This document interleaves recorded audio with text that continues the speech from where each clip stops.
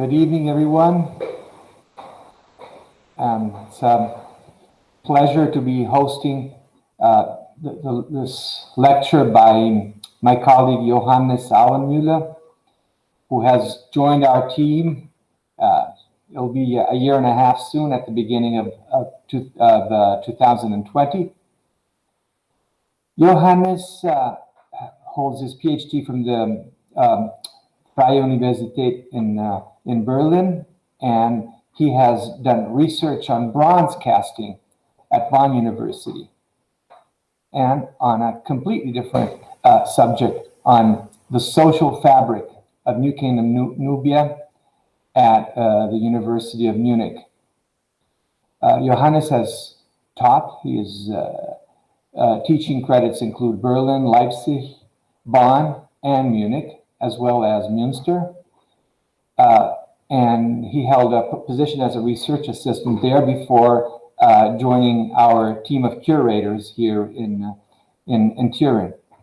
And Johannes is an archaeologist. He has been on digs in Egypt, in Dahshur and Elephantine, as well as the Sudan at Amara West, and also he has also done his first experience digging here in Europe, in Austria. And what I find fascinating about Johannes is that he combines an interest with the traditional subjects of Egyptology that are such as inscriptions and iconography, and in his case, especially prosopography of ancient Egypt, with an interest, a deep interest in material culture, which will be what he will be talking to you about today. So, and notably an interest in bronze casting, and so I'm happy to present this lecture, aptly titled "A New Look at Old Bronzes: Some Technological Observations on Bronze Votive Coffins for Animal Mummies." The floor is yours, Johannes. Thank you very much, Federico, for these very kind words and the nice introduction. Let me put everything online. Are we online with my slides? I hope so. Dear ladies and gentlemen, currently an interdisciplinary project is running at the Museo Egizio that aims at studying and publishing all animal mummies and related objects kept at the collection. In this context, also the bronze artifacts related with the animal mummy phenomenon came to the fore. Since I also have an Egyptological background in studying metallurgical remains and bronze casting technology, as Federico just mentioned, it was only natural that I would devote myself to having a detailed look at these objects. In today's presentation, I will thus give you some general insights into the study of these bronze mummy cases. In doing so, I will first provide you with an overview of the bronzes used as containers for animal mummy remains kept in the collection of the Museo Egizio. Since the provenance of the majority of these pieces is unknown, I secondly want to shortly discuss the possible original archaeological contexts and origin. In the third part, we will have a closer look at bronze casting and the so-called lost wax technique, while focusing on some extraordinary preserved casting molds that allow us to understand this technology and the materials employed in a very detailed way. Then we will turn our focus to the production of a number of animal sarcophagi in the Museo Egizio, which will finally lead us to having a closer look at a particular votive coffin that shows remarkable secondary repair work. Throughout my presentation, I will use the term bronze for the material the relevant objects are made of, mindful of all the inaccuracies of this term to describe the precise alloy composition of the objects. Furthermore, I will not go into any chronological discussion today, since the pieces that I'm talking about are notoriously difficult to be dated with more precision than to the so-called late period and or Ptolemaic period, which is the time between 712 and 30 BC. And this difficulty is particularly based on the general lack of archaeological documentation and also provenance. As regards terminology, the relevant pieces are described in the literature as relic boxes, animal sarcophagi, mummy cases, or bronze votive coffins. All these terms describe the function of the objects as bronze containers for faunal remains, which in fact come in 3 different forms as represented by the objects in Museo Egizio. There are hollow animal figures that are used as containers for faunal remains. There are figures of animals connected with hollow boxes that were themselves used to store animal mummy remains. And there is the much rarer group of a deity represented in front of an obelisk, which contains the mummified remains. All in all, we are looking at the very particular object groups in terms of iconography and function within the far larger corpus of late period and Ptolemaic bronzes. The first group are the representations of a cat, an animal associated with bastard, sitting in an attentive position with the head up, the eyes open, and the ears oriented towards the front. Sometimes the cats wear a fine necklace with an aegis on the chest. Others show the image of a scarab between their ears. Next to these well-attested iconographic elements, all figures show very individual traits in their modeling, each one being the unique result of the individual choices made by the artisans or craftspeople, bronze casters who made them. The size of the hollow cat figures in the Museo Egizio ranges from 35 centimeters to 10 centimeters. And in this way, they all fall into the category of bronze animal sarcophagi, in fact. And in fact, there's one cat that still contains a linen bundle, presumably with the mummified remains of a cat or parts thereof inside. Unfortunately, all the pieces have no recorded provenance, but we will later talk shortly about potential sites where the objects might have come from. The larger group of cat representations also includes 4 heads, 3 of which are individual objects, which presumably once adorned a hollow cat body made of wood containing a cat mummy. One of them, and this is indeed the only piece with an archaeological provenance within this group of votive coffins, bronze votive coffins, comes from Heliopolis and attests to the presence of such animal votive objects there. The 4th and broken head of a cat that you see to the left originally belonged to a larger animal, such as the cats you've just seen on the preceding slide. And the last relevant piece within the felines is this rectangular hollow box with 5 kittens sitting in rows of 2 and 3 each on its top. I know of some partly comparable pieces in other museum collections, but this very piece seems to be in fact unique due to the number of represented kittens and also their particular positioning. Figures of falcons and falcons on boxes are associated with various manifestations of the falcon deity Horus. Much like the cat figures, the individual falcon figures were used as animal coffins. The mummified remains of raptors were introduced through an opening into the lower belly, which was afterwards sealed. You see those pieces to the left. The other objects show falcons standing on rectangular boxes or boxes in the form of a naos. In the case of this small votive coffin with a falcon, there is still a small textile package inside, which might contain the remains of a shrew or any other small animal. This box, with its falcon missing, is still completely sealed. So it's never been opened, but a break in the upper right corner allows us to see plaster filling with also some darker remains inside. The short hieroglyphic text in the front of the falcon's feet mentions the deities Horus next to Wajet, next to a certain person called Paheri, who is the one who commissioned this piece and in whose name the object was deposited.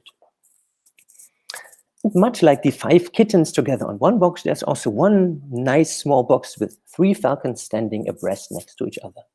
This one is also now empty, but there were also once mummified remains inside.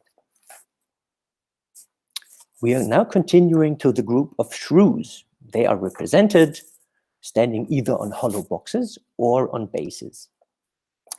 The shrews on the boxes, you see them in the upper upper part of the slide are clearly to be identified as animal votive coffins, while the other pieces in the lower part of the slide seem to represent individual objects not necessarily related to animal mummy storage, but as you will see later, they also come from the same general archaeological contexts. So they definitely have a relation to the general animal mummy phenomenon.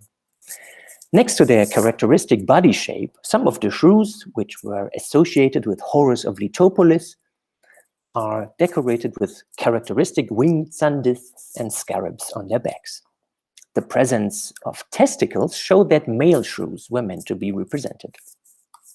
This particular shrew stands again on a still sealed box, so any animal mummy is still inside and packed in a thick plaster volume, stands on the shape of a long box, long nails. The eyes of this animal are inlaid in gold, and there's also an inscription on the box, which in fact was made in the original wax model before the piece was cast. And it mentions again Horus of Letopolis, and the donor of this piece, a certain Imhotep, son of Wah-Ibra. A further group of animals represented on hollow boxes are small saurians and lizards. In the Museo Egizio, there are 3 such specimens. While the first piece does not have loops on the upper side of the box, the other 2 examples do. These loops are an integral feature of also other types of votive coffins and are thought to be either symbolic or practical means to hang these pieces in temple spaces related to the cult or of sacred animals or any kind of spaces in which this phenomenon was practiced. The penultimate group of relevant objects is represented by hybrid creatures, 2 of which are kept in the Museo Egizio. The body of an eel winds on top of a long rectangular hollow box that originally contained mummified snake remains. The head of the creature has the form of a hooded ureus snake, with a human head wearing either the artif to the left or the double crown to the right. Both the lizards or skinks or reptiles and the eel snakes were, as chthonic, so earthbound animals, mainly associated with the Egyptian god Atum. The last group of relevant pieces is represented by an Osiris standing in front of an obelisk, which, according to the 1882 museum catalog entry that you see below, contained embalmed remains, most probably of an animal of some sort. It has never been studied, so we can't be sure. Interestingly, it seems that the Turin example that you see here is one of the very few objects of this type made in bronze.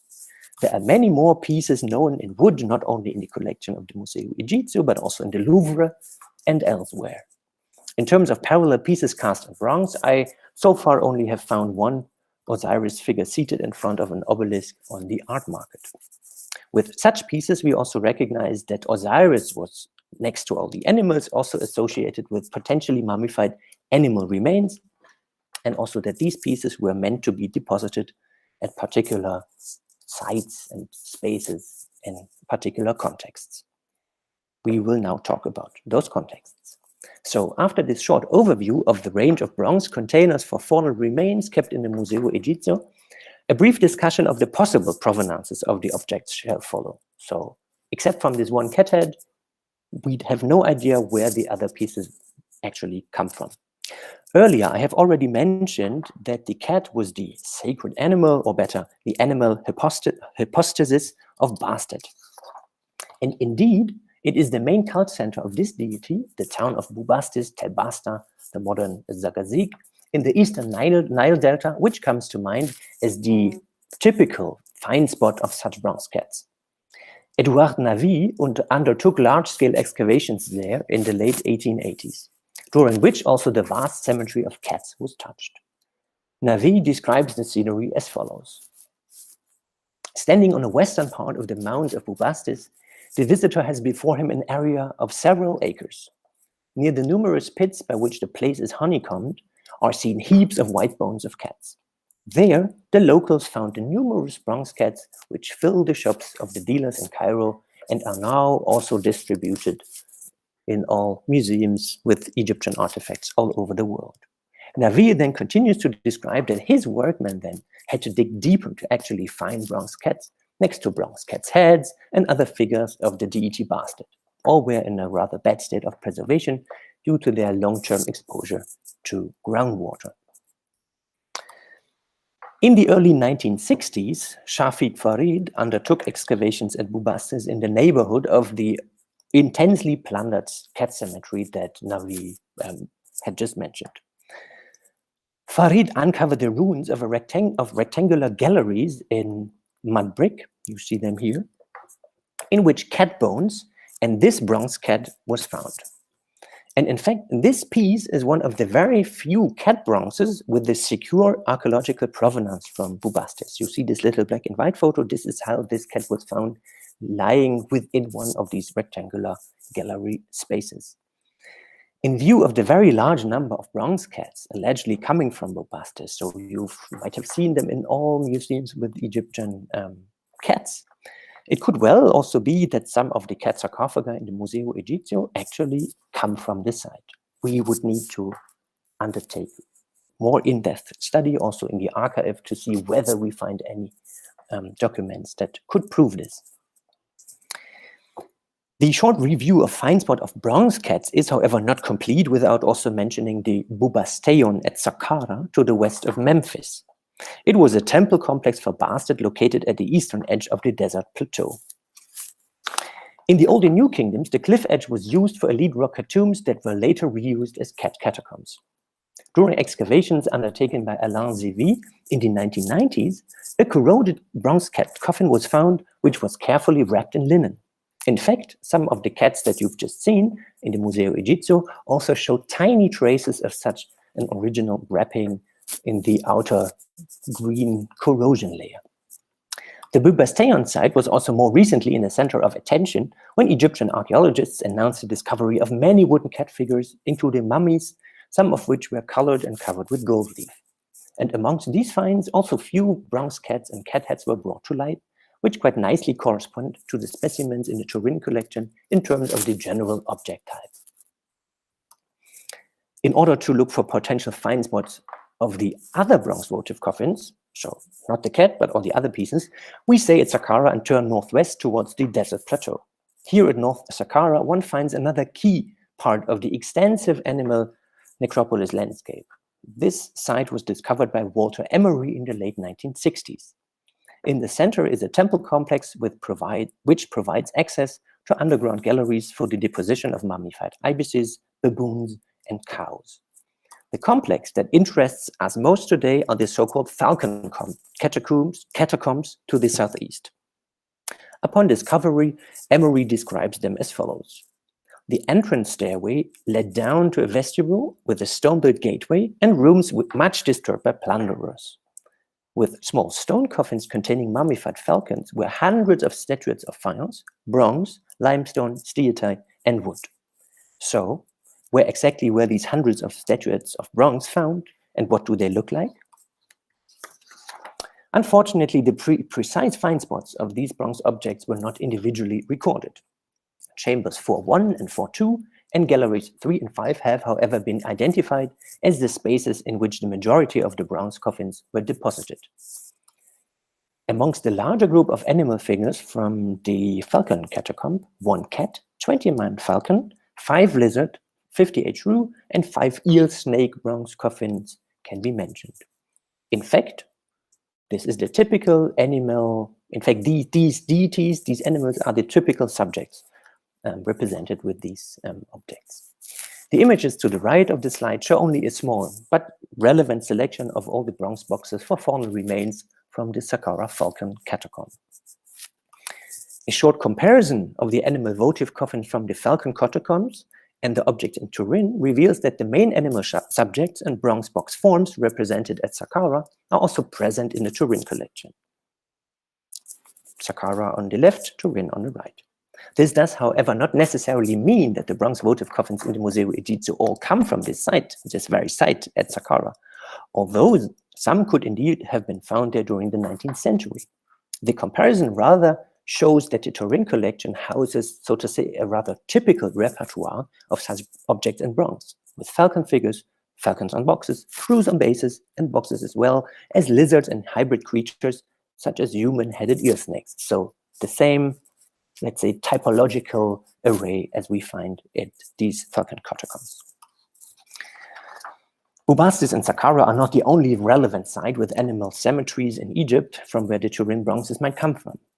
The animal cult and the mummification phenomenon was widespread in Egypt. The animal necropolis themselves were understood by the Egyptians as the resting places of deified Osiris animals, where those animals were raised, fed, killed, mummified, and deposited in ritualized and most probably state-run frameworks. The general purpose of the votive animal mummies is still widely debated in Egyptology. Today, I follow Edward Bleiberg's idea that the animal souls acted as messengers between people on earth and the gods. Animals could facilitate interactions between people and the gods because the animal, once mummified, was the ba of the god, so part of the soul, let's say, of the god, with which it was associated. In terms of the social and economic value of such bronze coffins, it also has to be highlighted that they have to be regarded as more expensive and prestigious than comparable objects in stone or wood. Well, after the general archaeological contextualization, we will now turn to the technology of bronze casting. For the manufacture of our bronze votive coffins, this so-called lost wax technique, or cera persa in Italian, was used, which can be employed for casting both solid and hollow objects. The more simple method of casting solid objects consists of the following steps. The first is to produce a three-dimensional wax model, including the gating system. The resulting piece is then enclosed in several layers of ceramic molding material. Afterwards, the mold, the future receptacle for the molten bronze, is fired and de-waxed in order to obtain a negative hollow inside of it in the shape of the desired artifact. After casting, the hot and liquid metal alloy solidifies during its cooling down time. The metal workers then break the mold and recover an almost finished artifact, which may also comprise unwanted parts of the gating system, including the main casting sprue, which could be left in place to be used as tenon for fitting the object to a base. At the end, the desired object needs to be finalized by cutting off unnecessary parts and by working and finishing its surface. The manufacture of hollow casts, so all the animal votive coffins had to be hollow to be able to act as container. Also, the manufacture of hollow casts follows the same basic principle. The key starting point, however, is an inner casting core, which had to be made, to which then the wax is applied in the form of the desired artifact. In order to prevent the casting core from shifting inside the mold once the wax is molten out, a number of core supports, so-called chaplets, had to be pierced through the wax, connecting the inner core with the outer casting mold layers. A number of details of ancient Egyptian bronze working are not yet fully understood. Our knowledge about this technology derives partly from the autopsy of finished and usually high-status bronze artifacts, from two-dimensional metallurgical scenes in Egyptian elite tombs, and from data provided by the remains of a few metallurgical workshop sites, known, for instance, from Amarna, Pyramisekantir, and Amara West. A more practical approach for understanding metalworking in Pharaonic Egypt beyond descriptive theories is experimental archaeology. This approach can be exemplified by the recent work undertaken by Georges Verly, Frédéric Rademakers, and their co-workers, which is based on archaeological data on the one hand, and that also follows a rigid scientific experimental protocol. Next to our, let's say, practical understanding of bronze casting, also the Egyptian conceptualization of the material properties and transformative nature of the lost wax technique need to be considered. Not only was wax understood as sort of magic material that had to be destroyed in order to create, also smelting, which is the initial extraction of metal from its ore, was imbued with religious significance. So both the wax and the metal were thus magically charged materials, only to be handled and worked by initiated specialists or people who knew how to do it. In 1969, a serendipitous find was made that proved to be central for our current understanding of late period bronze casting.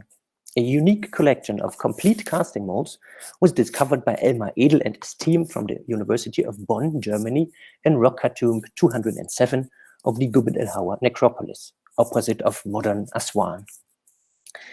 The object assemblage was found associated with the youngest burial of a late period occupation phase in this tomb that dates to around 570 to 480 BCE. The objects seem to represent the materials of a workshop that once operated in the region, and the main product of which were solid cast bronze figures of Egyptian deities. You will soon see some of the pieces found there.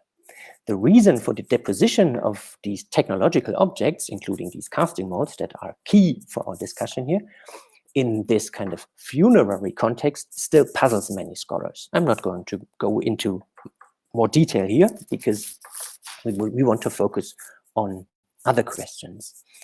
Anyway, soon after their initial documentation on site, so at the Gubbet el-Hawa, these objects, the technological objects, were transferred to Bonn, where also initial studies were undertaken.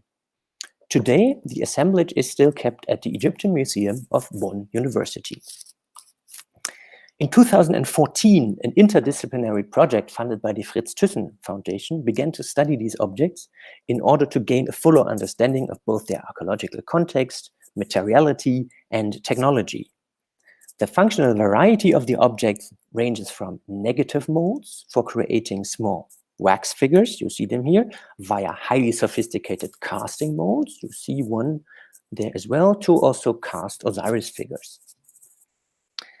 Next to X-raying that was already undertaken in the 1970s at Bonn, and they revealed the first insights into the inner structure of the molds and an understanding of which deities were meant to be cast with these pieces. The interdisciplinary project at Bonn also used HDR microscopy and thin sections to understand the mineral composition of the casting mold layers. It was found that they mainly consist of quartz in association with feldspar, pyroxenes, and small grains of volcanic rocks.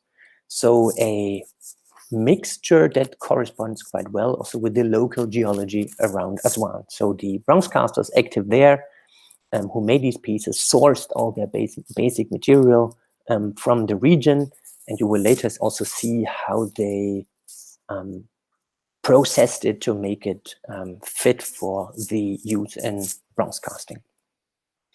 The most spectacular results concerning the molds, their technology and composition, were gained with the help of Dietmar Meinl of the Federal Institute for Materials Research and Testing in Berlin. All the Gubbet el-Hawa molds were studied with microcomputed tomography. Microcomputed tomography is X-ray imaging in 3D with an incredibly high resolution. The X-rays are processed into a three-dimensional data set which contains the radiographic characteristics of each physical element in the object.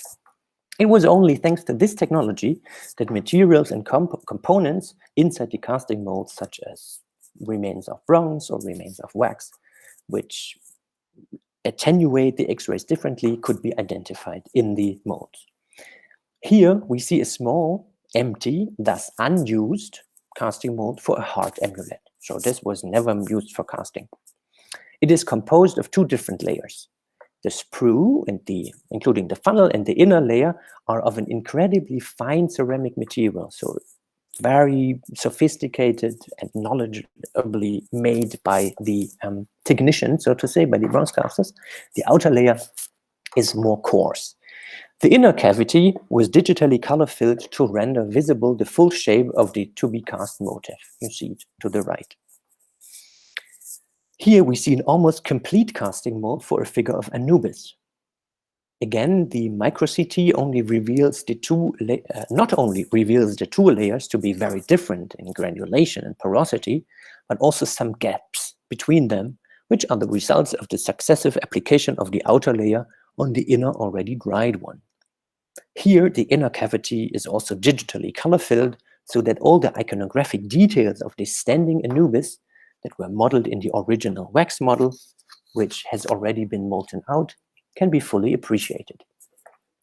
This mold is missing its funnel part, so at the lower end there is something missing, so that the structure of the gating system, so the system through which the hot bronze was filled in, cannot be described. This so-called gating system with the casting funnel and the sprue and all the feeder channels, so all these small channels that reach inside the inner cavity to be filled with hot bronze, however, is fully preserved with this mold for a figure of Hippocrates. The deity is present as a hollow cavity inside the mold. The digital fill reveals his typical body pose with the index finger at the mouth, and he wears a side lock and an ureus at his forehead. After the final modeling of the wax model, the fine innermost layer was applied around the wax. After drying, a further stabilizing layer was put in place. Later, a third layer was added, a part of which also keeps the prefabricated casting funnel that you see at the lower end of the mold in place. Thanks to the high resolution of the micro-CT data, also other elements of the fabric of the mold layers, such as burnt out organic fiber remains or even hair, could be detected. We believe that these elements were deliberately added to the mix in order to make the layers more permeable to the hot gases that are created in the moment of casting. The clever conceptualization and sophisticated manufacture of the casting molds can also be appreciated with this piece, meant for casting two larger Osiris figures standing back to back. The digital color fill of the inner cavities reveals that the central casting sprue branches off into 3 feeder channels running towards the base under the feet. The iconography of both Osiris figures fully complies with the known standards. Some larger gaps between the inner and the second layer are also digitally filled with color here. Furthermore, a direct look at the lower part of the mold shows that some small bronze particles are mixed in the fabric. So these are the little bronze particles that flew around in the workshop and made their way also into the individual fabrics for the layers. We also see that there are gaps between the inner and second layer that are sometimes quite wide and are the result of the successive manufacturing and application steps, and that the casting funnel is held in place by an outer stabilizing coat. This mold was intended for the nursing Isis with horrors on her lap. The presence of several oddly distributed bronze remains in its cavity, you can identify them as the white spots in the micro-CT section in the center, and also as the orange colored parts in the 3D rendering to the right, show that this mold, unlike the others, was indeed used in antiquity, but that it represents a failed cast. So some bronze was filled inside, but obviously the casters recognized that it was not successful, and then they put this piece away. The casting funnel is missing. It would have been located at the feet of Isis. The original opening of the sprue, so the main connecting element that connects the funnel to the inner cavity, was sealed off by filling in ceramic material. An exceptional feature of this particular mold is that it is composed of 4 layers, so 4 mold layers, the grain size and porosity of which increase from the inside out. And with this piece, it seems that the more complex the motif to be cast is inside, also the more complex the overall composition and layering of the mold. This mold belongs to a very special group of casting molds in terms of technology. 4 separate bronze feet were completed with wax into full Osiris figures. You see the feet to the left, you see the center, and you see also that in the, let's say, slice of the CT, you see that there are wax remains sitting on top, let's say, on the feet. The 3 feet show clear breaks at the tenons, and the largest Osiris bronze fragment is even leaf gilded. That's why I highlighted in yellow here, which clearly indicates that the feet and this body element were incorporated into this molds already as cast fragments. So these were feet that were already available there, and they put them into the mold, added the wax, and then covered this with the individual layers. So the mold, as we see it, this piece was about to be then covered with more layers, so stabilizing outer layers, and later fired so that the wax inside could run out. This was, in this case, obviously not undertaken.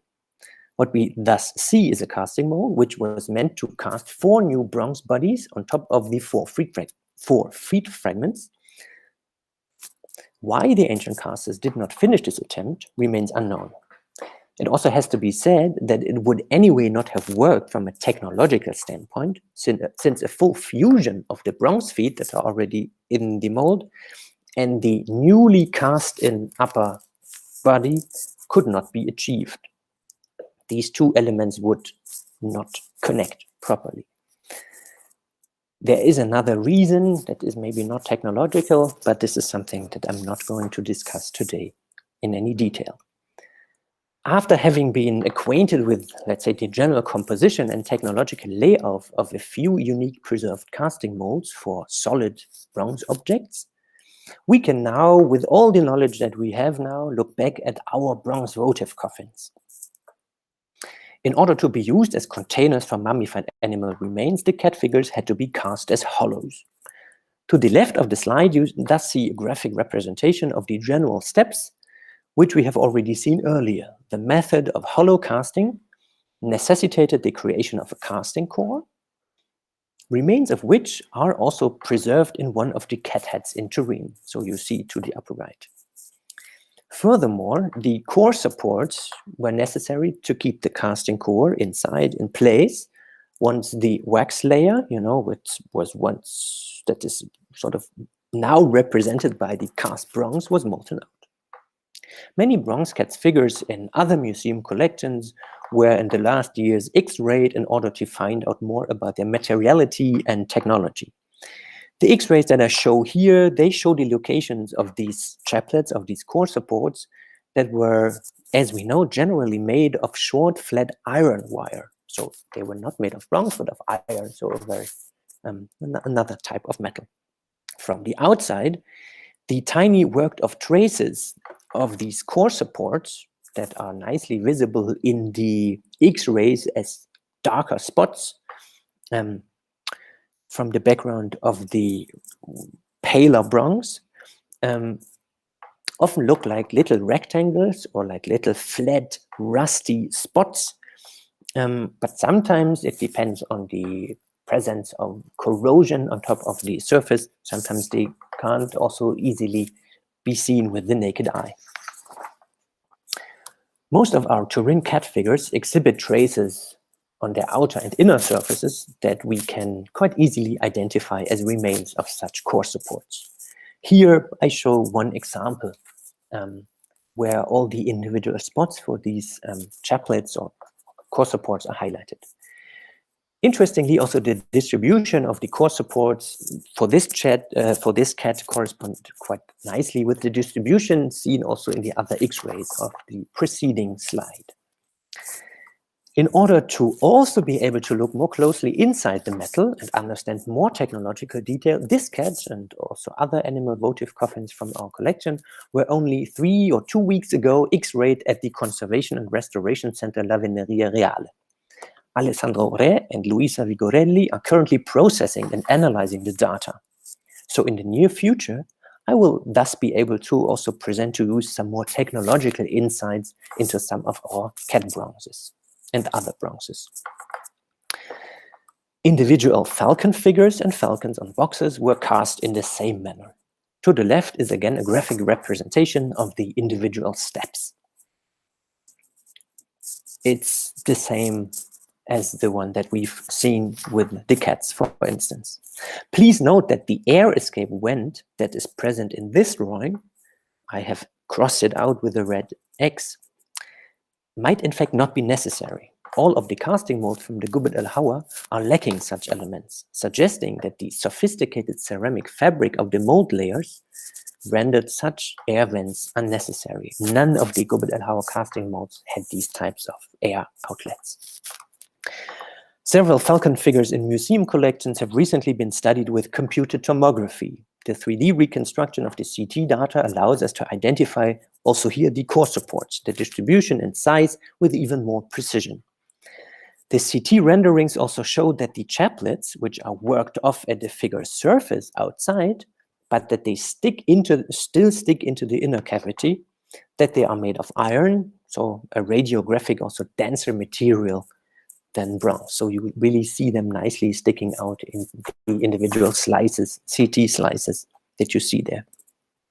With the naked eye, some such core supports are also visible on the surface of this falcon from our collection. In order to also look inside the metal and understand the individual details, also this falcon was studied with computed tomography 3 weeks ago. Once the data is processed, I'm able to update you accordingly. One significant feature of this falcon in the Museo Egizio is the presence of a large fill of lead in its head. So another metal comes into play. Such lead fills have sporadically been reported from other hollow-cast animal votive coffins. Interestingly, there is one falcon figure from the North Saqqara falcon complex, so the site that we just talked about, where our falcons could also come from, which is now kept in the Petrie Museum, London, in whose inner cavity a lead clump was found. You see the clump lying at the feet of the falcon, and also in the photo from the database of the Petrie Museum, you see this element at the front of this animal. Such lead fills are also known from a few cat sarcophagi, for instance, in the Metropolitan Museum of Art, New York, that were studied by Deborah Schorsch. She notes that the significance of the lead, so the technological or any other significance of the lead, still remains unclear. In the case of the Turin falcon, it seems that the lead was put in as a means of stabilizing the thinly cast bronze walls of the falcon's head. So for me, it looked like that there were some casting difficulties there, so that the casters decided, oh, we are going to fill some lead in to stabilize it from the inside. On the other hand, the lead could also be the cause for the broken surface. According to Deborah Schorsch, lead corrosion products have a greater volume than the lead itself, and when they develop in a narrow space between the lead fill and the bronze walls, the corrosion sometimes has enough force to break through the bronze walls.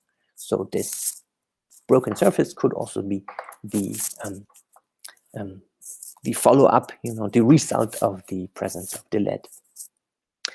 Sometimes there's uncertainty of whether the individual elements of such objects, so animal representations on one hand and the bases or boxes on the other, were cast separately and only later fit together through soldering or welding. A close inspection of some Turin pieces has shown that they were all cast in one piece. The individual elements were first modeled in wax and then fit together with a thin intermediate layer of heated wax. So the nails was made, the shoe was made, and then they were glued together, so to say. And then, only then, the whole wax model was coated with the necessary casting mold layers, after which the other steps of the casting process followed. There is one remarkable cat from Thonis Heraklion, studied by Sander Heinz, that provides support for this idea or technology. It shows a large buffering layer between the cat and the base, which attests to the fact that the elements cat and base were joined in wax and only then cast. Sander Heinz says once the piece was cast, the intermediate wax layer was also preserved as metal. With the following slides, we are now approaching the technological highlight of my today's presentation. Here we see one of the eel snake coffins with a break at the left side in the front and a strange agglutination of metal around the base, front and back of the hooded ureus. At first glance, this does not really seem to be something exciting.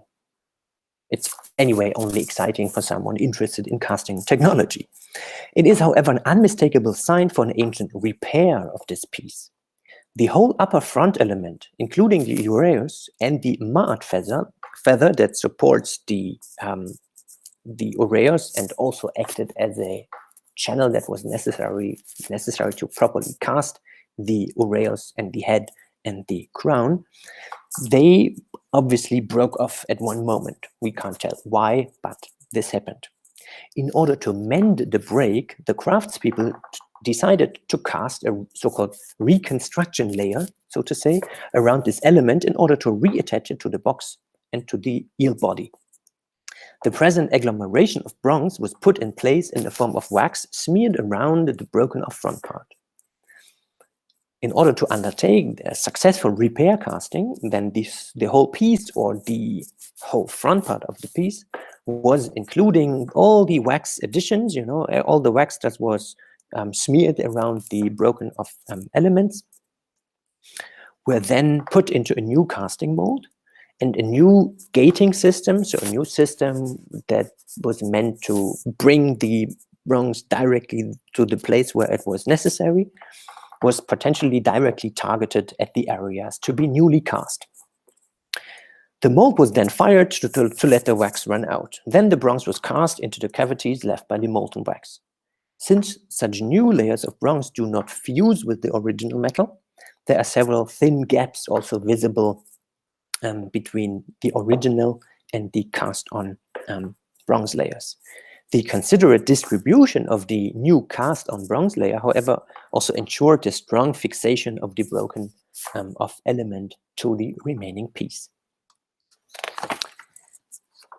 I already mentioned the term casting on. In fact, this technology is known as casting on. Martin Raven has identified this technique in some bronze figures in the collection of the Rijksmuseum of Eindhoven in Leiden in the 1990s. Raven initially called this a welding of parts that did not succeed in the first casting of a figure. Later on, he speaks of the recasting of failed limbs and discusses the figure of a base. You see the figure here in the center, whose recast lower legs also show some peculiarities, and where you see some rigid transitions that could be mistaken by someone who doesn't have this kind of technological understanding for he calls it the representation of heavy boots. But in fact, this base doesn't wear boots. What we see are traces of ancient technology and repair, or mending.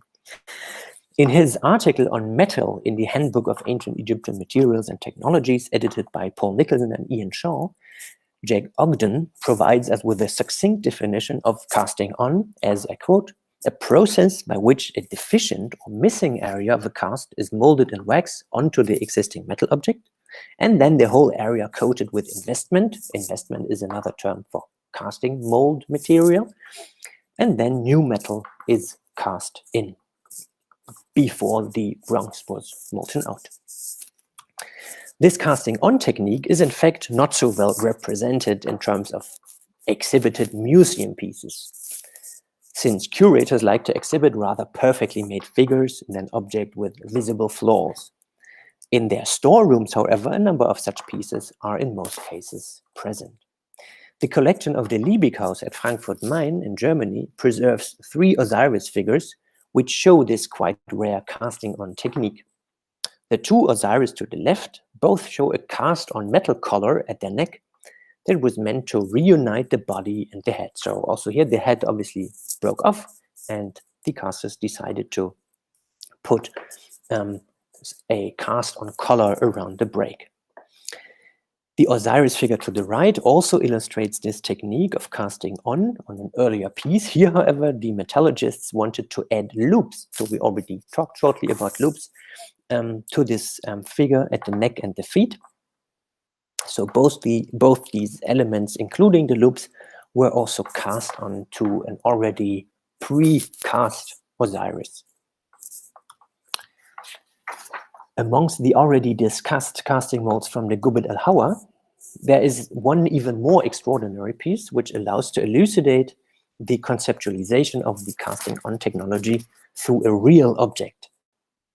So we are not talking theory, we talk material and object.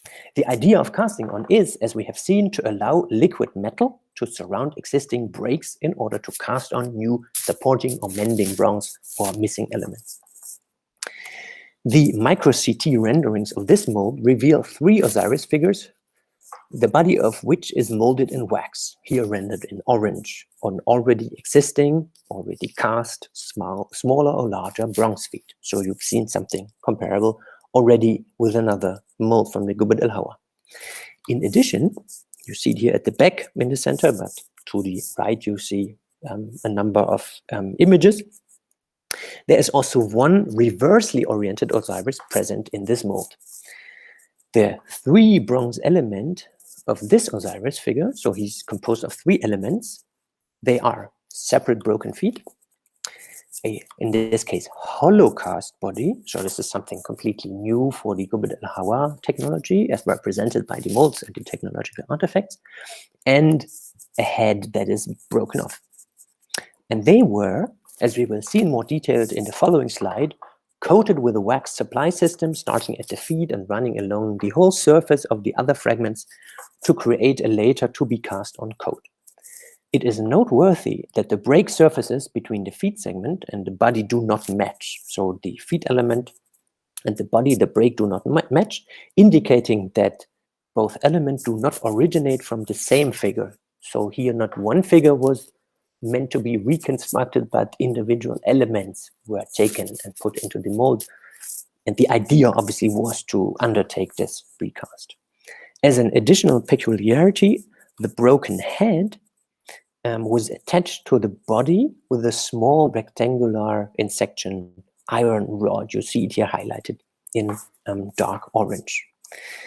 This slide now aims to show the additional wax layer and the supplementing wax channels in more detail. I hope you can follow me in my description. In the 3D rendering to the left, the wax is shown in yellow, while the channels are represented in orange, but they are also made of wax. The selected slices of the micro-CT to the right of the slide show the metal elements of this Osiris figure in white. Everything that is bright white is metal, surrounded by wax, which appears as this grayish, homogeneous, grayish color. At the feet, the wax is present at both sides in the form of tubular channels, so in the red and encircled CT slice. At the area between the feet and the body, the wax is even present inside the break. At this point, one also sees the protruding wax channels. Further up the body, those channels continue, so you see small circular grayish things on the upside and the downside of this oval bright white thing. So these are the wax channels that also continue along the body. Further up the body, those channels continue on both the front and the back. At the height of the breast, the clear rendering of the micro-CT data that you see on the right is more difficult, since many more metal elements in the mold prevented the proper reconstruction based on the CT data. So therefore, because there's so much metal inside, the CT could not be properly reconstructed as such, the data, into a 3D image, and thus also the retracing of the wax could not be properly shown in the 3D Osiris to the left. The wax, however, can still be retraced and a thin coat surrounding the whole upper body. And the last slice that you see, that is the one that is encircled in gray, also reveals that the wax layer continues over the break at the neck. And where the break is, you will see in the center the little iron rod, which is a very nicely, almost rectangular thing, around which there are the other elements of the break that are surrounded by wax. Based on these observations, it seems that the ancient casters wanted to reassemble the whole figure in covering the broken foot fragment, the hollow body, and the broken neck with an additional cast-on layer of bronze. Strangely, they never did, and this mold ended up in Tomb Gubbet el-Hawa 207, but why it ended up there is another story. Today we are concerned with technology. Looking back at the Frankfurt Osiris figures and the Turin eel snake, one also wonders why those objects were not just melted down in order to cast them completely anew. For late period bronzes and also Ptolemaic period bronzes representing deities or animal forms of deities, an implicit non-recycling policy seems to have been in place in Pharaonic Egypt, preventing the melting down of already manufactured pieces. This has been recognized also in other cases. A comprehensive study about all the evidence concerning repairs on such smaller bronze figures has not yet been undertaken. There are, however, studies of larger bronze figures with many amazing detailed descriptions and technological observations that also help to understand smaller pieces. Indeed, the identification of such traces of ancient repair or casting on, whatever, is also very much dependent on a personal autopsy of the object. So one needs to see those pieces, deal with them, handle with them, since sometimes also the available imagery does not often allow to recognize all minute technological details. And these are the things that you need to look at in studying technology of bronze casting for these animal votive coffins in our case. In the case of another eel snake, I call them eel snake, you know, these hybrid creatures that we already talked about, in the Fondation Grandeur in Genève, it seems likely that the thickening in the rear is also indicative of an ancient repair. This hypothesis needs, however, also confirmation. So one should go back to this piece, have a look, and properly study this, and maybe also put this piece into a micro-CT or do X-rays in order to see whether these means of analysis tell us some more details about technology. But anyway, it's significant that there is this little bump, and I wonder what this might be. As you will have recognized, my today's presentation about the animal votive coffins in the collection of the Museo Egizio was not really heavily relying on material science, so I didn't really provide you with any data or numbers. This is based on the fact that I started my work on the relevant pieces with a personal autopsy followed by detailed descriptions. So my current understanding of the bronzes is thus based on my own personal surface level examinations.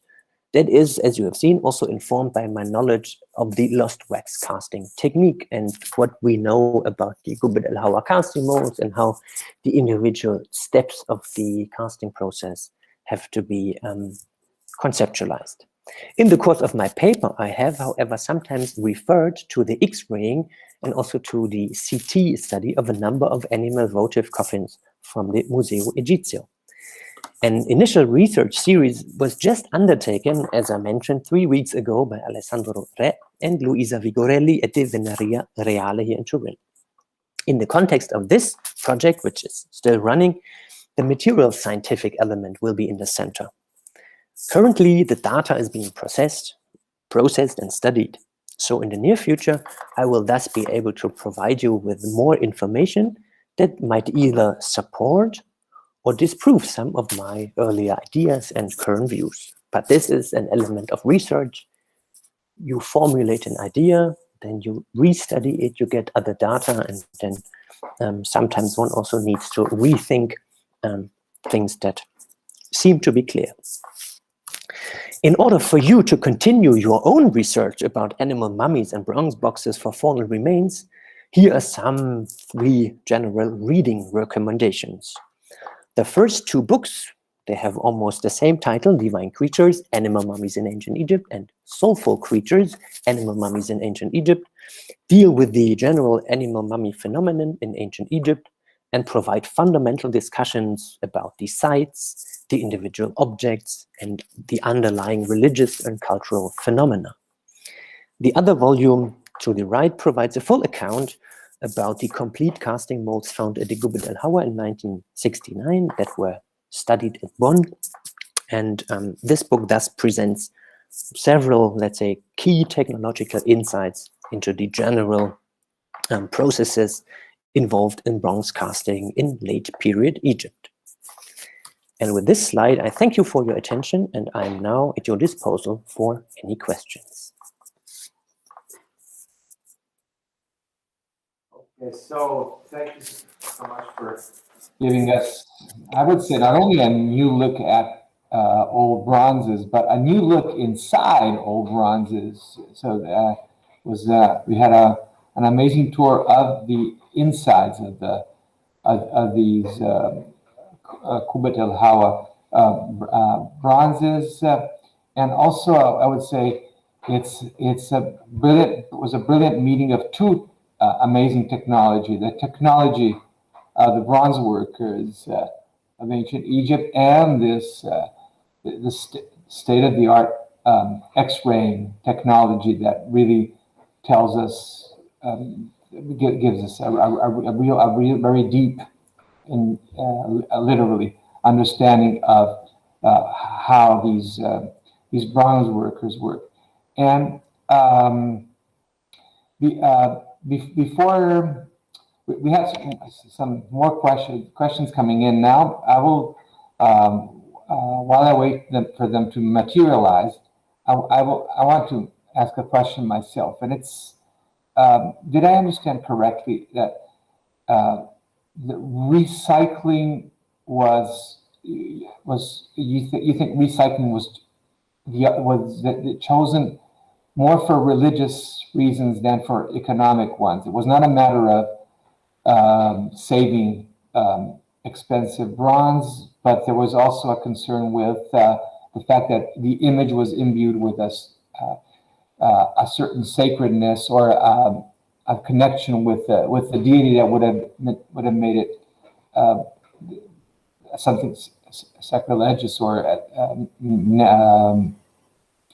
something not to be done, to throw it away, discard it, and replace it. Is that what was that? Did I correctly understand?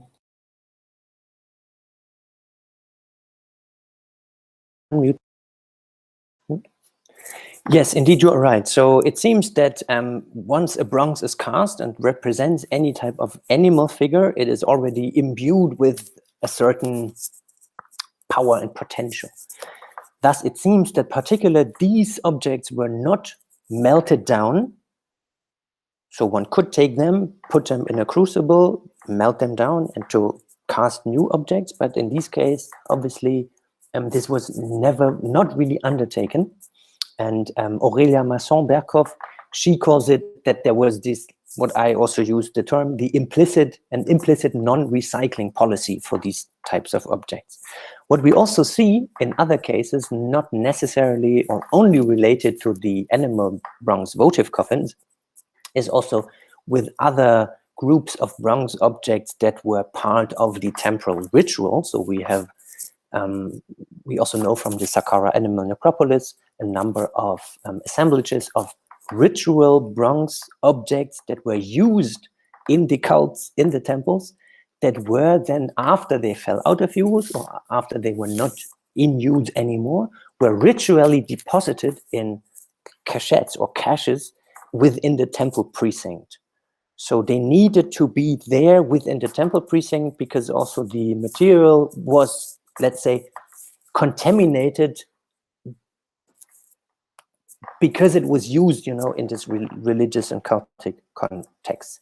In the case of tools, chisels, needles, everyday life objects that workmen needed to cut reliefs, to make stela, to excavate the tombs of the kings in the Valley of the Kings, this is another issue. So these were tools and implements that were quite often put into a recycling process. They anyway needed to be mended and resharpened, and when they were blunt, they took them and just used the metal to cast new such pieces.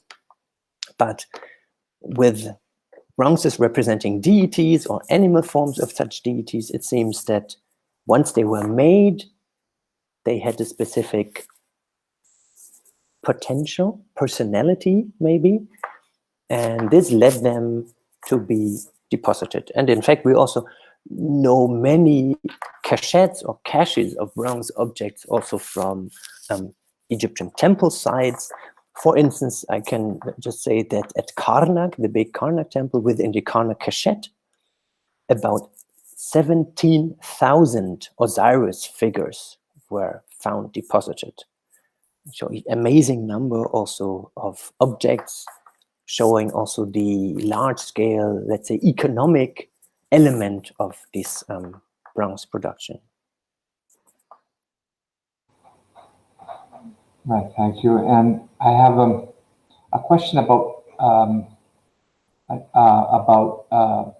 the provenance of the Aswan bronze cache. So what was it doing there in its find spot? Do you have any theories about that? I know I think you purposefully left it out of your lecture because you had this fascinating technological investigation to talk about. But I would be just briefly, could you give us a hint at what's going on here? Exactly. This is also one of the key questions that we are still puzzled with.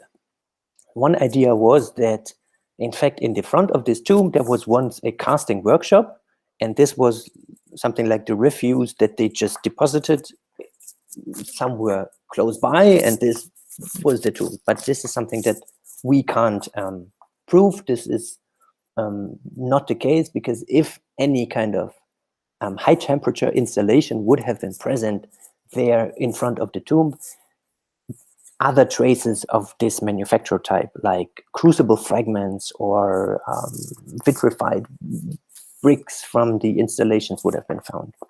Another idea was also that these elements, let's say, belong to the funerary assemblage of a person who was related with bronze casting. Unfortunately, the person who is next to whom, these objects were found is a female songstress of Satet. So she was a female temple singer from Elephantine. So also there is no connection.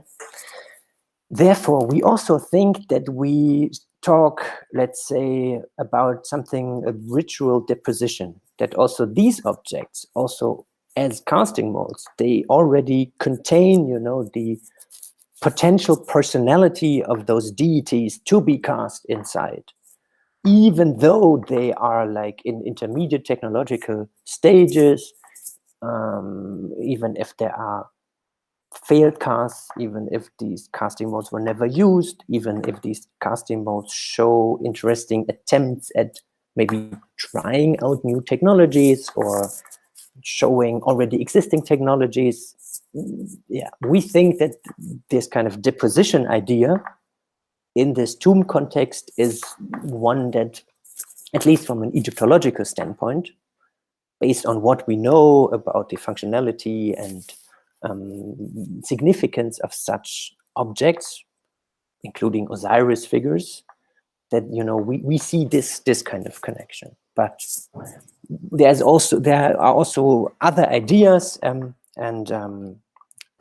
Georges Verly, Frédéric Rademarcus, and me, and Luc Delvaux, we are also still thinking about this, and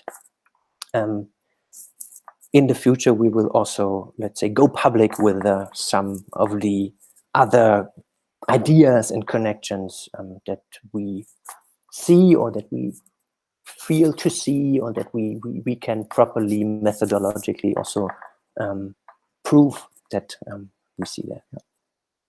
Okay, so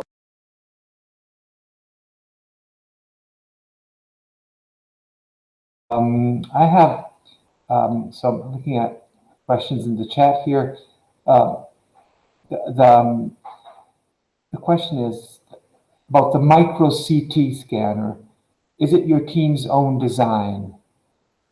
No, not at all. This is something that we are very happy that we could work together with one of the key institutions for materials research and science in Germany, which is the BAM, so the Bundesanstalt für Materialforschung, so the Federal Agency for Materials Research and Testing.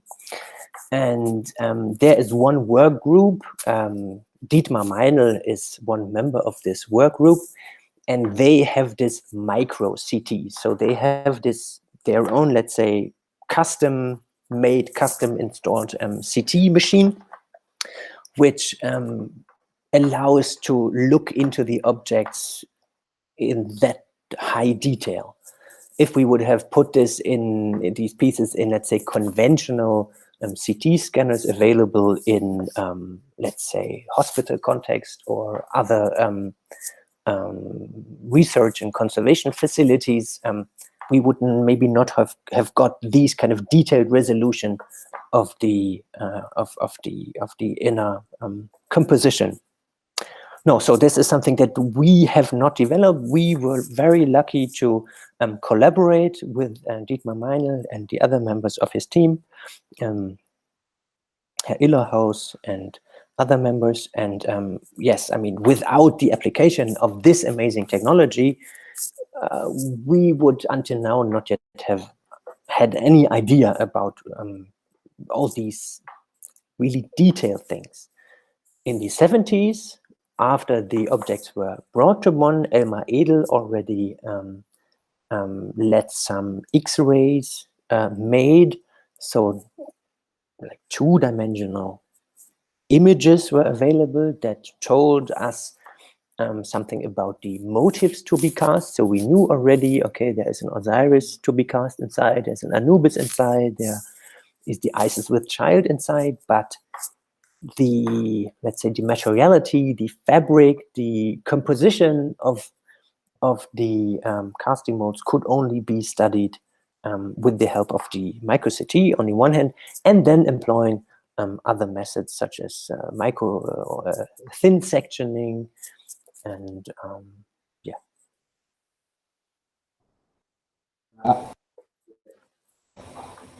I'm muted myself. So Edel, as early as the 70s, they had, well, much cruder technological means, but could already learn something that's fascinating.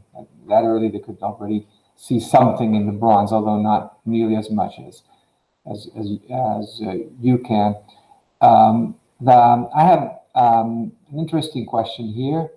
The question is, are these workshops related to the temples, or could they be regarded as private enterprises?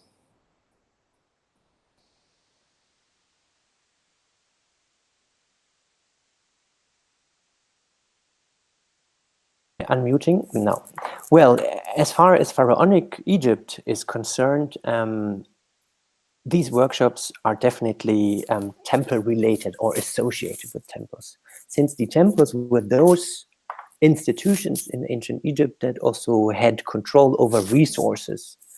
So in this case, also the raw materials, the metal and everything need to be procured, needed to be brought in, and the whole organization for this is indeed something that happened in the context of temples, or also in earlier in the New Kingdom around palaces as well. So we see in other sites like Amarna, Tel El Amarna, so the capital city of Aachen in the late 18th dynasty also, that metallurgy, so bronze casting, was also done in domestic contexts. But in this case, we are talking about the casting of chisels, pins, needles, of the mending, of the sharpening of tools and these necessary artifacts. The production of anyway high elite, large statuary of kings, of divine adoratrices, of Amun, or any like temple imagery in metal, in bronze, they were definitely made in temple or palace associated workshops. Right. Yes, that's what I would expect myself, actually. Yeah. And I have a couple of general Egyptology questions for you. So not strictly related to bronzes. And one is, why does the god Horus have his finger to his mouth? This is a question I'm very sorry I can't answer. I don't know. I mean, he's a child god, and the typical iconography of children is also doing this. So we would suckle at the thumb, but for the Egyptians it would be the index finger.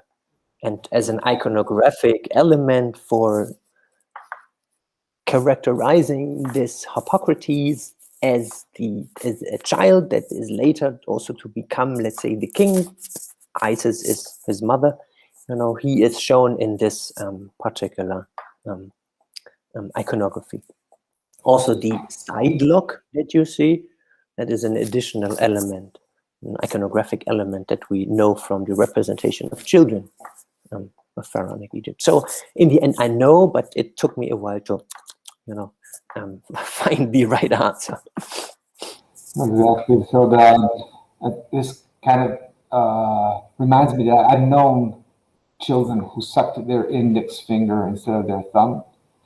And also, I think Herodotus said that Egyptians do things differently from all other men. So that could also be at least a humorous explanation. The other general question is, general Egyptology question is why so many mummified animals? This is from Uruguay.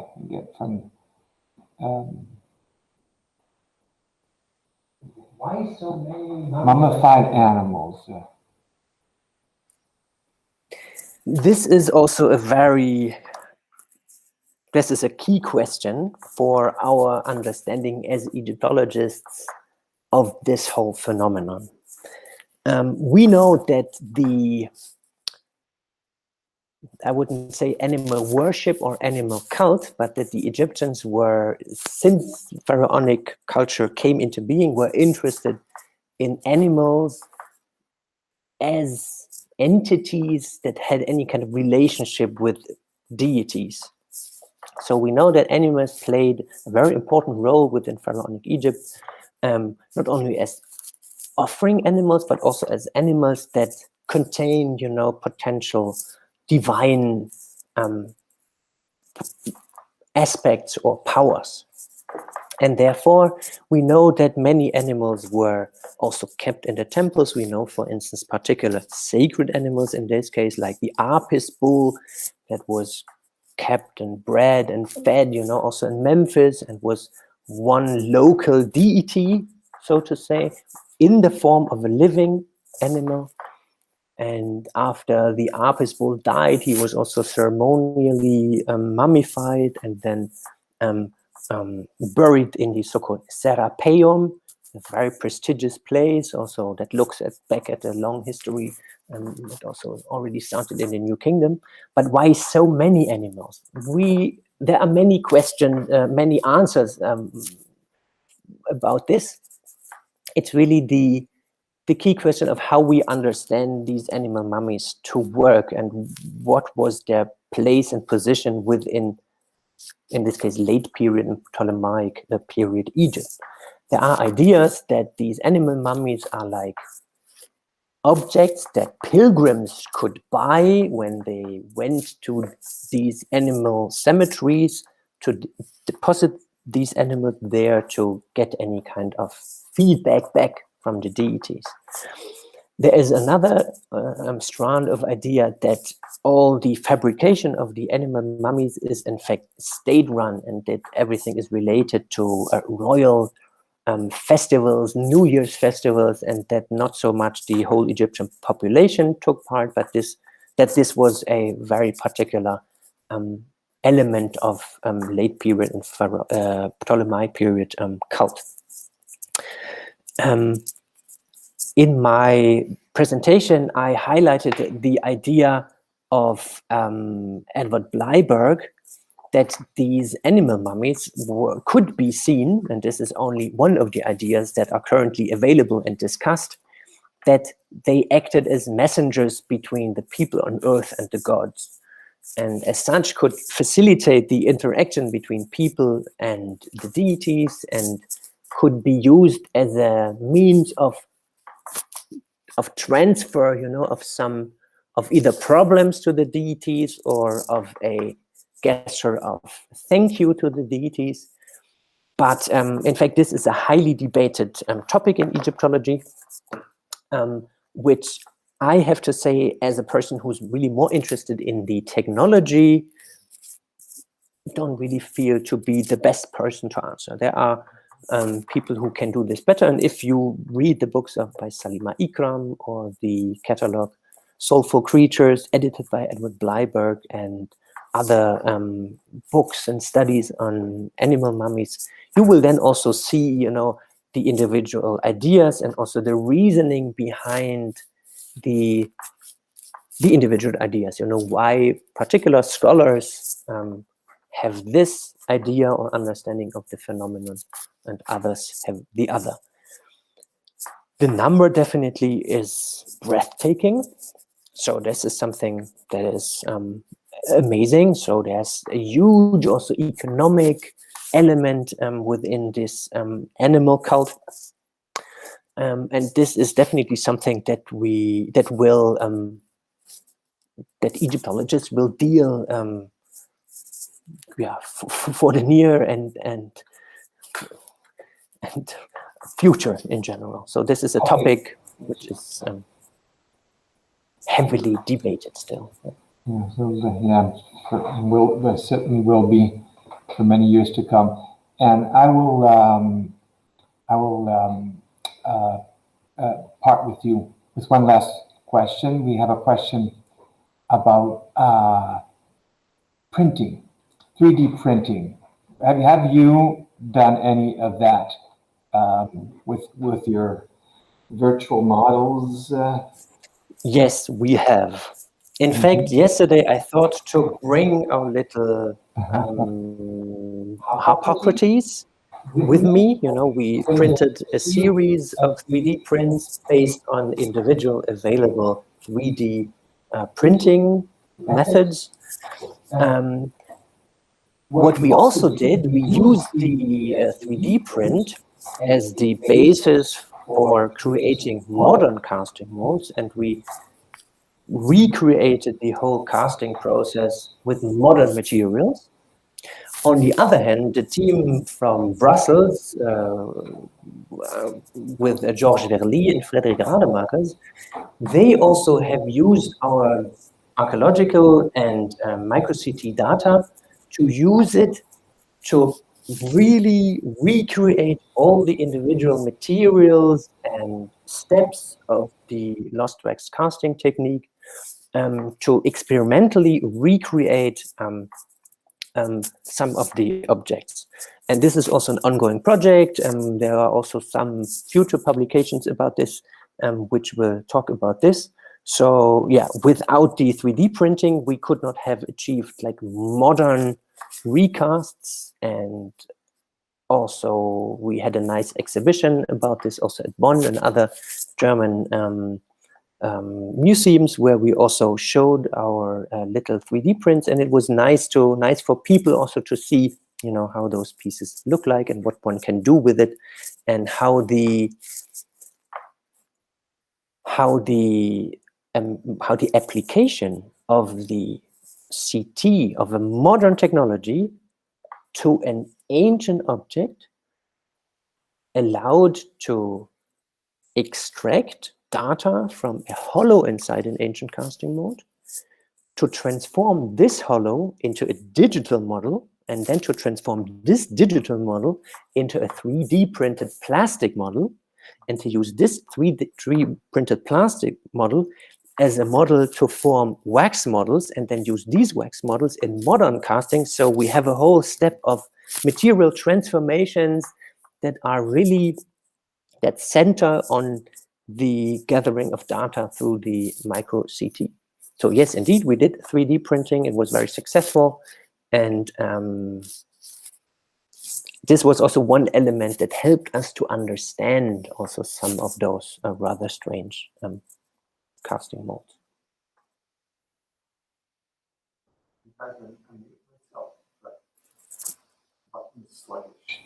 There, here I am. So, okay, so old meets new in a most remarkable fashion indeed. And I said this was the last question, but I actually just found out that I lied. It's there's more coming. I have one about the ichneumon. What kind of animal is it, and what god does it stand for?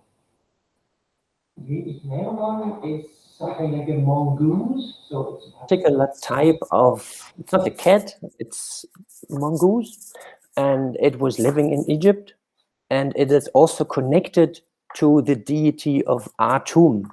We have those shrews. They are thought to be the blind, nocturnal animal representation of the god Atum, since they are night active. And on the other side, we have the mongoose, the ichneumon, which is then related to the seeing side of this deity and the day-related animal. We also know from a number of ichneumon statuettes that also Horus is mentioned again, Horus of Litopolis, but that also Wajet is mentioned. So one can't really fix, let's say, one animal always to one specific Egyptian deity. So there's a range of possibilities, and this is also something that we see within all these bronze pieces. So they seem to be rather uniform, but each piece looks different, and there are so much available combinations of individual iconographic elements that then as a whole create a huge, let's say, zoo of animal bronzes, but also bronzes of deities.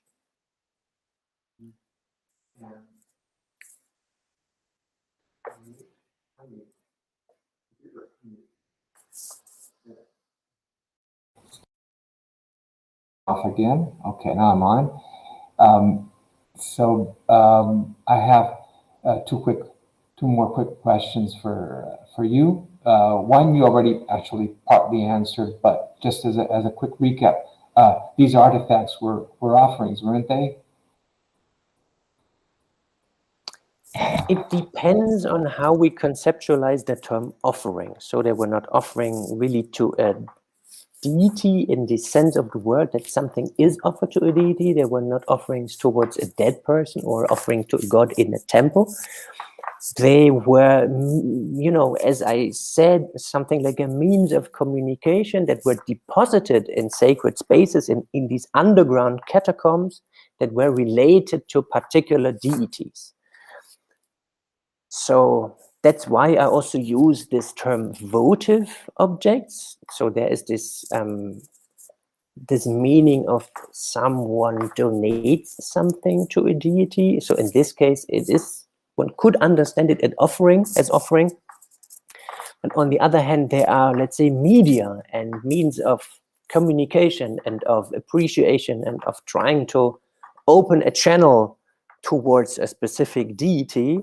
And those people obviously then who first commissioned the object, so who had other people make them, and who donated this to the temple, obviously had the idea that at specific moments in their life there was a necessity to do this. If we follow this one strand of interpretation, if we are in the other strand of interpretation that this is related to royal festivals and that everything is state controlled and under a different, let's say, organization structure, then we need to think this from a different perspective.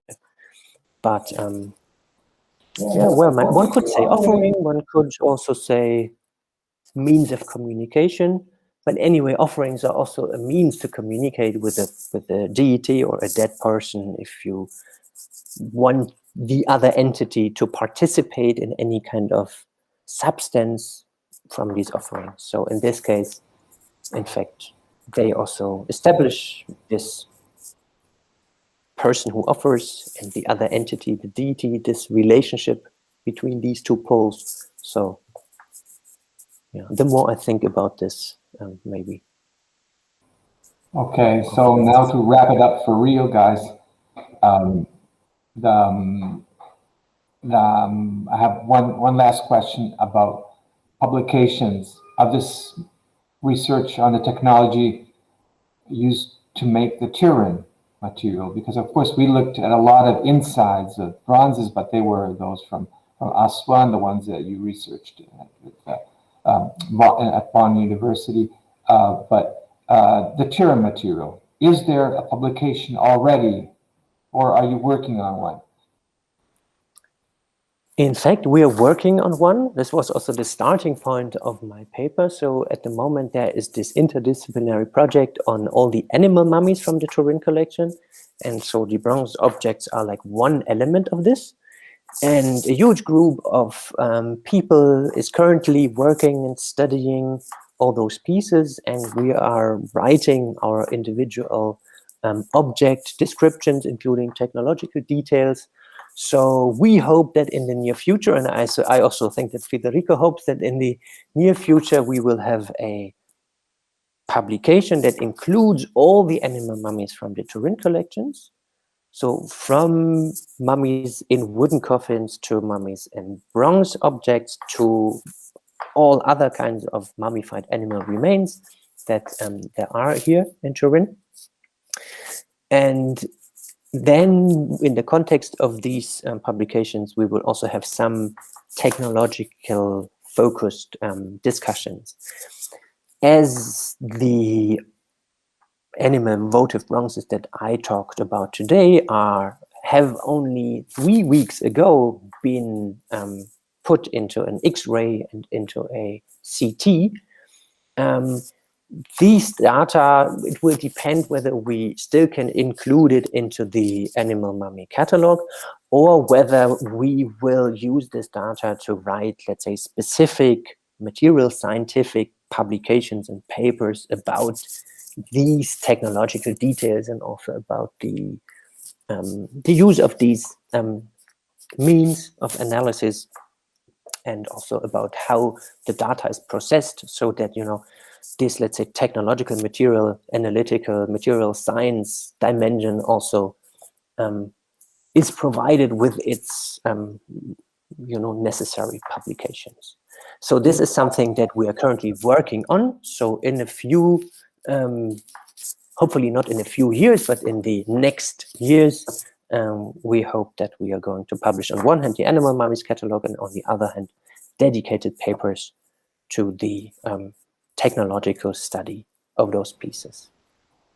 Okay, so Johannes, I'd like to thank you for a wonderful presentation and these amazing insights into bronze animal containers. And I also would like to thank all you who have attended the lecture from all the way from Chile and Uruguay, and of course from Italy and from other places as well. Thank you, Johannes. Thank you all, and see you here on all our channels with future presentations. Bye.